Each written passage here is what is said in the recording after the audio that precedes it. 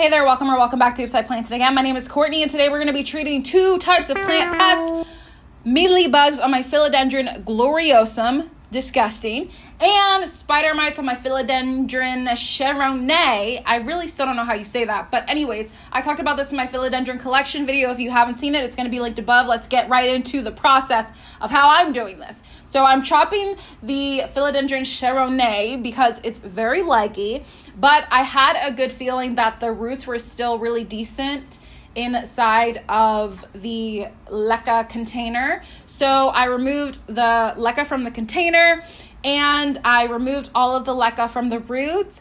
And if you look really closely, actually I'll zoom so you can see how nice the roots of this plant are. I will say I did have a lot of trouble keeping up with the watering. I think it was just one of those plants that I just left in a window and forgot. You know how it is.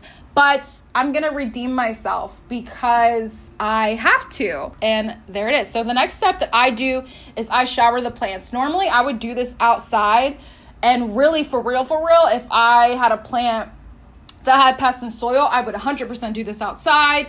I just didn't feel like it, and there really isn't too much to wash off besides basically, the bugs. So just shower your plants to remove your stuff. This is what I do, and this is what I like. So I'm using the Captain Jack's Dead Bug Brew. I put a tablespoon with a 32-ounce spray bottle. I think that's what the directions say. Don't quote me. And I just basically douse my plant in this. Now, I used to spray and then kind of wipe off and then spray again. But now I just spray and basically let it just marinate in this Captain Jack's Dead Bug Brew. And that's really all that's to it. And I'm going to do the same thing with my philodendron gloriosum. I'm really upset about this plant because honestly, I don't think it's thriving in leca like I really thought it would, but that's okay. It's still alive. It's just not really popping. I think it just needs more support and basically more nutrients as well, which is something I was lacking. And oh girl, this just looked a damn mess, but that's okay. And as I was removing the leca from the plant, I realized there was parts of it that just had rotted away, and some of the roots were just looking funky. Girl, they were looking really, really funky. I was like, of course this is not growing. It's not doing anything. It's just not doing well. You can see me pulling it off and being like, girl, what the hell? So what I ended up doing was chopping off the very end that was rotted. And then I chopped off all of the ugly, crappy looking roots. There it is, looking fabulous and nice and clean and ready to get showered. So I use the regular shower setting, and really got them mealybugs ate up. I really had to eat these bitches up because they were really playing with me. But I'm glad I caught these pests at basically the beginning. Not the philodendron cheronet, but the philodendron gloriosum with the mealybugs. I did catch it fairly early. So I feel really confident that, it's gonna turn around. And I really love the philodendron gloriosum, so I'm happy that I actually caught this. And after I showered this plant really good, I did the same thing with the Captain Jack's Dead Bug Brew. And I just doused the entire plant, the stem, obviously where all those mealybugs were, the roots, the leaves, the whole thing, and just let everything marinate. And now we're going to be potting these plants up. So for the philodendron cheronet, we're going to use 2 mason jars. One is the old jar that I sanitized, cleaned up, made it all nice and pretty, and the other one is just a mason jar. I love mason jars. I use them for so much plant stuff. So for the first part of the plant, I'm going to be mixing both of them with leca and perlite mixture.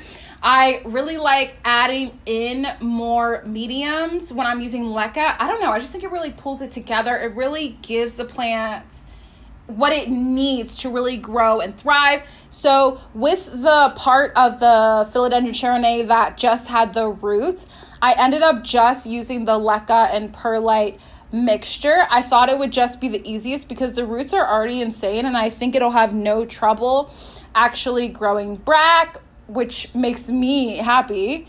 And there it is, looking all, looking how it's looking. Next up, we're going to be doing the other philodendron cheronet. Now, this one is a cutting, so this is going to literally be growing roots from the beginning. which is always really exciting. So like I said, I'm using a mix of perlite and leca. And then for this one, because it's a cutting, I'm actually adding moss to the top part of the plant. I really like growing most of my cuttings in some type of moss. I just think moss is so versatile and it's easy. I mean, you can do whatever you want, but it kind of looks like a basil leaf, but it's cute. So we're just adding some water right under the moss line, and this one is all done.